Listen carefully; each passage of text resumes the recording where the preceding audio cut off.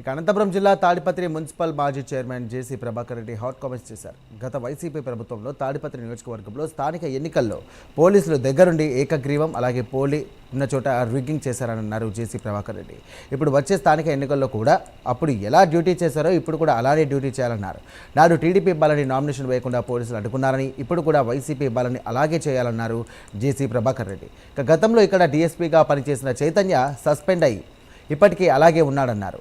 గత వైసీపీ ప్రభుత్వంలో ఎన్నికలు ఎలా జరిగాయో ఇప్పుడు కూడా స్థానిక ఎన్నికలు అలాగే జరగాలన్నారు జేసీ ప్రభాకర్ రెడ్డి. ఎమ్మెల్యేలు ఉన్నారు, ఆ రోజు మమ్మల్ని పోటీ చేయలేదు. మేము రిక్వెస్ట్ చేస్తాను, ఈ పెద్ద నాయకులకి అందరికీ మంచి పోస్టులు ఉన్నాయి, వాళ్ళకు ధైర్యం ఉంది. 2 మినిస్టర్లు ఉన్నారు, ఎమ్మెల్యేలు దండిగా మంది ఉన్నారు. ఏమే ఆ రోజు మీకు తెలుసు మన తెలుగుదేశం కార్యకర్తలు ఎంత అవసరపడినది. డెమోక్రసీ లేదు ఆవద్దు. నేను ఎందుకు చెప్తున్నానంటే ఆ పొద్దు ఈ పోలీసు వాళ్ళే పైన ఇన్స్ట్రక్షన్స్ వచ్చినాయని హౌస్ అరెస్ట్లు, ఒకవేళ నామినేట్ చేస్తే రిగ్గింగ్.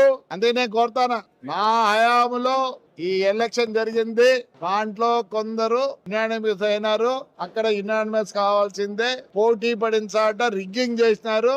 ఆడ రిగ్గింగ్ చేయాల్సింది ఎవరు? పోలీసు చెప్పిన 2 పేర్లు చెప్పిన అన్ని ఉన్నాయి. ఎట్లా చైతన్య ఇంకా సస్పెండ్ అయిపోతే కూడా రాలే. యశ్వాల్ కేసులో ఎవరు లోపల ఉన్నారు? పోలీసు వాళ్ళు ఎవరున్నారు లోపల? మేము లేమే, మీరున్నారు. ప్రజల్ని కాపాడండి.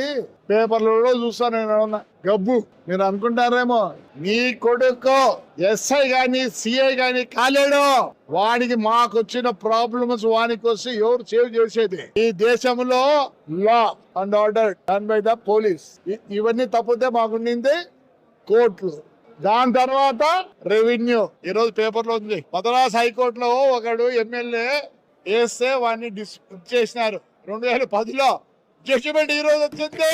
10లో జరిగితే జడ్జిమెంట్ ఈ రోజు వచ్చింది. అంటే 10, 20, 26 జడ్జిమెంట్ వచ్చింది. ఎవరు సార్ సేవ్ చేసేది? మాట్లాడటోళ్ళని 94 కేసులు సార్ జైలుకి వచ్చిన ఉంటే చేయండి. ఎమ్మెల్యేలు ఉన్నారు,